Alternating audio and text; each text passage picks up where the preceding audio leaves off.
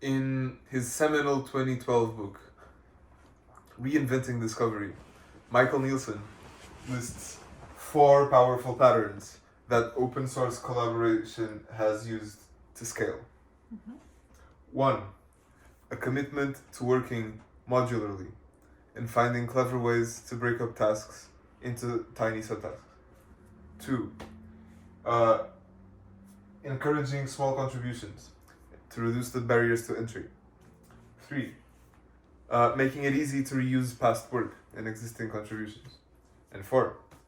Using signaling mechanisms like scores to direct attention, to direct people's attention to what they should pay attention to.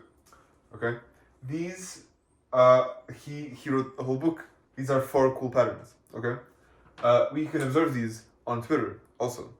And our claim is that Twitter does all of these to some degree, and it leads to magical collective thinking and knowledge production and progress, but it's not explicitly designed for it.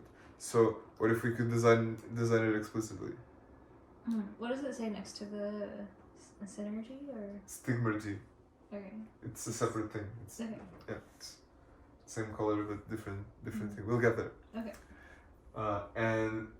And basically we think social things shaped like Twitter, in this case, the ad protocol, can be used to do science better using these patterns because it's open source collaboration. Right? And yeah, we have these intuitions from using Twitter a lot, and I kind of want to. I was looking for my own understanding of how Twitter does these things, like how Twitter, like the cybernetics of Twitter. How does information flow and do useful things, right? And you have a central place where things are written, the feed, and you have top level posts, people post, and just these 2 things are worth pointing out, that they're necessary for stigmergy to happen. Stigmergy is what happens with ants and other eusocial animals. It's a way to scale coordination and cooperation to many individuals, because ants aren't interacting directly one-to-one. They're leaving signs, usually like chemical signs, and they're reading the signs. So like there's this loop of an agent taking an action, the action leaving a mark, and then an agent perceiving the mark later and making decisions in function of the mark, as a function of the mark.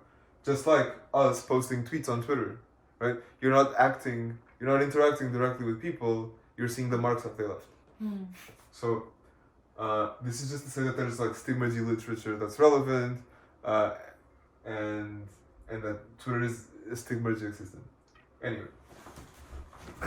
You have top level posts. They go on the feed. When you read the feed, you can do a few things. You can bookmark a tweet, right? And you're doing curation when you do that, right? But curation leads nowhere usually.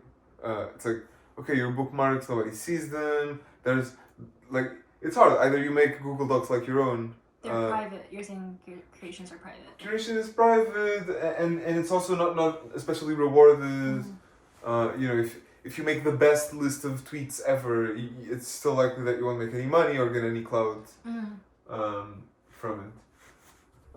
You can do things like sensing, but before sensing, you can do things like modeling the mimetic weather, right? You're scrolling and you're kind of seeing, people are talking about blue buttons and red buttons today. That seems like the blue people are really mad at the red people. So you're kind of modeling what the weather looks like, what the landscape of thought looks like. But you're doing this manually, and it's kind of hard to catch up with the frontier. It's hard to consult prior art. It's like you do this manually. It works kind of, but the platform doesn't make it easy, right? So that's the second thing you can do. And the third thing you can do is kind of like sense and discover. And when you sense and discover, you don't pay attention to all tweets equally, right? It's like, okay, who should I listen to on what topic? And we have this index in our brains that's like, oh, okay, you know, Nick Camerata like knows about AI and meditation, right? But maybe I won't listen to him if he's talking about playing guitar or something, you know. And there's this field called transitive memory that kind of talks about this. They talk about how we have this like distributed memory, distributed cognition, where even if you don't know a piece of knowledge, you know where it's likely stored because you know who to ask, right? So there's this big network, and everybody it's like, oh, I don't even know who to ask about this specific quality thing, but I know that Andres will know who to ask, even if he doesn't know, right? Yeah. And so on. And so it's like, okay, who do you trust in what domain? And so you can pay attention to a tweet, and you can tag someone, right? Based on the trust, based on the trust in your domain, you pay attention. If you don't trust someone in the domain, it's less likely that you'll pay attention. And you might tag someone to kind of have them pay attention to it because it's relevant to them, or because you want their help, or the person of because the top post needs help and you tag someone who might, or you can reply and be helpful directly, and that gives you rewards. You can get followers or just an algo bump, right? Like you got likes, people saw your tweets a lot, so now the algorithm likes you more, and that improves the trust that others have in you in the domain of the reply, right? And that leads you to be known. Okay, including being known by funders who might give you money to post more. However, and every time you see a red thing, it's like it's a failure mode or a shortcut. It's like general clout. General clout is too general. So the number of followers is too general because you're not keeping up with the domain, for example. Can we measure reputation by topic? And it's like we keep these reputation scores in our minds, but again, the platform could be designed to kind of keep track of who's like contributing, who's more relevant, etc. Right? These are like things that are done manually that don't necessarily need to be done manually. There's also this aspect of routing and trust. Which is what I was just saying. People are good at this, but the platform could help a lot more. Okay, so there are a few more ways to interact with tweets that you sense on the timeline. So you can quote tweet. Wait, what does it say there in the red that you just... Here? Yeah. Routing and trust. People are good at this, but platform could help a lot. Okay, like you're tagging and all that. Okay, cool. Yeah. Tagging or just knowing who to trust on what topic. Right? Then there's quote tweeting. You can endorse, you can disendorse, you can ask a question over the original post, and these become top level posts that go on the feed. You can synthesize. Oh yeah, this is where the modeling the mimetic weather from scrolling points to. It's like, well, you can synthesize. You can ask a question, get a bunch of replies, and then you make a summary like you do often, right? And Twitter is bad at memory and synthesis, because you do this manually, and if no one does it manually, it doesn't get done, and it's hard to go back. What were people saying 10 years ago on this day, right? It's hard. And finally, you can make a request. You can make a request on the timeline, and people can DM you and you might get money out of it. Or a collab, or a relationship with someone, and people end up matching sometimes, but the platform could help a lot more. You know, it's like it's manual again, and that's the basic picture of Twitter.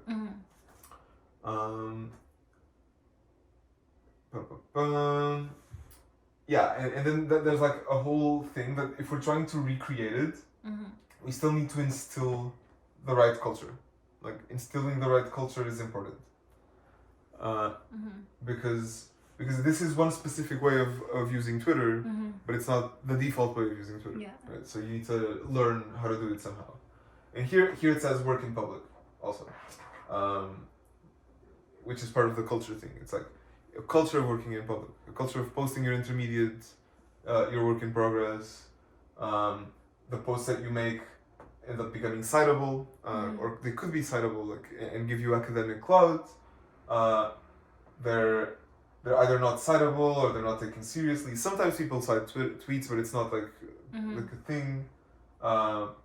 Could be a lot more of a thing culturally. Yeah. Here I drew an OODA loop because I think so. OODA: observe, orient, decide, act. I think acting is kind of out of scope. I think, if you're trying to fund someone, you usually send the money through outside of Twitter. Yeah. Or if you're trying to do a group project, you find each other on Twitter, but you then kind of go out and do a group project on a Google Doc or a Discord or whatever. And even decide, you have Twitter polls, but they're not really like a first party citizen. I think platforms like Polis, for example, for voting, are used more, and so I kind of leave decide and act kind of out of scope for this system. And I think what this system is really good at is observing and orienting. It's like discovering and synthesizing. Yeah, or at least getting halfway through decide, like starting to coordinate for a decision. Yeah. Like deciding also feels out of scope, like Polis or some crowdfunding or DAO. Yeah, like DAOs, like voting and stuff. Yeah. I almost feel like there is something like between orient and decide, because I use a lot of Twitter. It's like I tweet or someone tweets like, let's start a book club. Someone responds yes.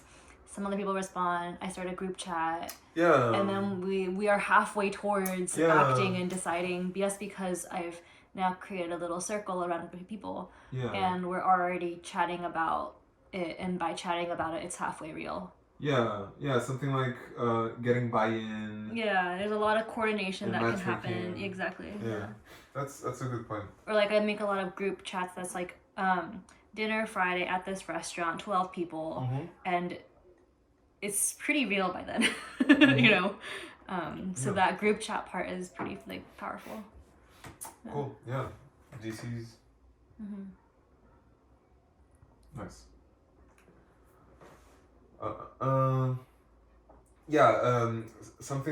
There's something here, like, you remember the power of weak ties, like the paper? Yeah. There's something like weak ties of cognition. Okay. Right? It's like small contribution, like analogies that you make, or curation, right? Like lists of things.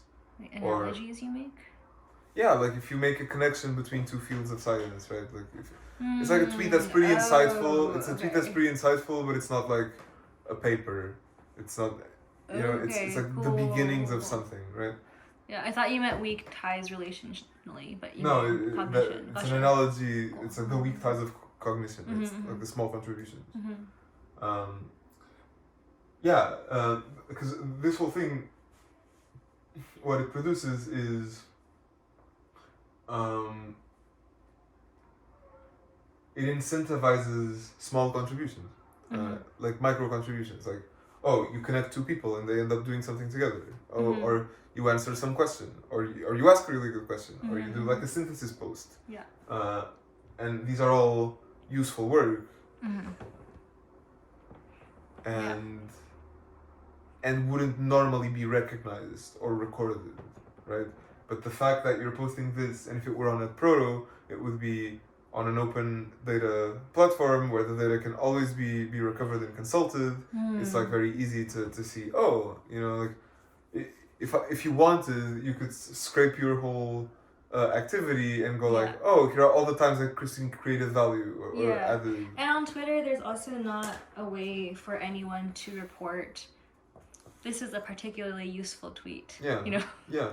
Because there's a big variation in how useful a tweet is. Yeah. So if people could, through citing maybe, it's like, this is a highly useful proxy tweet. I've been using is how many quote tweets it has over time. Totally. But that's an imperfect metric. You know, you could have a little button that says very useful. Yeah, and combination. Yeah. Like Lastron has all the different kinds of epistemic reactions. I guess there's like Reddit Gold. Yeah. Yeah. Stuff in that direction. Yeah. Anyway, this was just the schedule for the conference, the workshop, and that this is like, this ended up becoming my roadmap draft. Walk me through it. Yeah, it's I'll walk you through it. So step 1 says map Twitter cybernetics. Yeah. So what we did here, but maybe better in a like a bit more data supported way, and kind of find the ways in which it falls short of being a good like open collaboration platform. So you don't necessarily have a good sense of who to trust in what domain. You don't have fungible rewards, or you can have better fungible rewards. Like the posts need to be public, or actually, sorry, these are properties. These are good properties that Twitter already kind of has, even if they're implemented manually. So it's like people, despite doing it manually, can still point out who to trust in what domain. The rewards are fungible. You get follows and algo bumps irrespective of which part of Twitter you're on. The posts are public, and they and open participation is possible. That anyone can participate in a conversation that's happening on Twitter, and the data could be open, but isn't. If we were talking about Blue Sky or at Proto, the data would be open. These are like properties we want, basically. These are properties you want, and that are already present to some Twitter extent. doesn't actually show trust per domain. No, you like deduce it. You deduce it, right? It's like, oh, this person's followed by 100 of my mutuals, right? Of my AI mutuals, and so they might have good AI takes. But it's kind of indirect. Then there are gaps. So Twitter isn't good at memory. Like it's hard to know what was going on 5 years ago, or what's the last time people talked about this topic, and what were the conclusions? Right. It's bad at synthesis. Like, oh, we have lots of opinions, but do we know roughly how what are the camps, right? Or it's the summary of everything that happened. It's bad at reputation. Well, you have followers, but again, it's like how many useful contributions did you make over time? It's not easy. It's hard to catch up with state of the art. This is kind of like the memory bit. And matchmaking. It's hard to do matchmaking. It kind of happens manually, but you could do a lot better. And it's bad at funding. Like if you're really lucky, you get a DM, or you manage to be connected to someone, to a funder, but it's not. It doesn't proactively help you. So those are the gaps. So it's like you map the cybernetics, you map what you like, you map the gaps. Then you either build or fund modular tools that help you patch the gaps to get to a world with more micro contributions, like a good open collaboration platform. Then you introduce the culture, the right culture. This is a word from Montessori.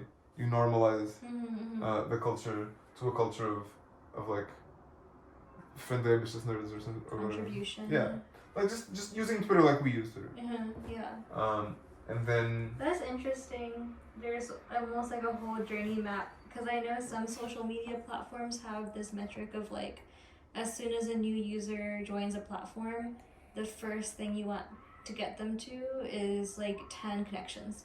And once they have 10 connections, they like stick around a lot longer. And so how do you get them what to is the thing for normalizing? Contributing?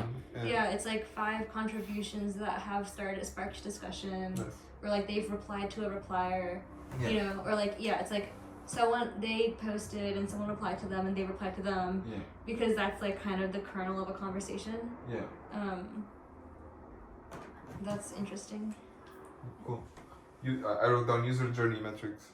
Yeah. Like, or like what are the milestones. exactly? What Yeah. are the beats you're trying to hit? Yeah.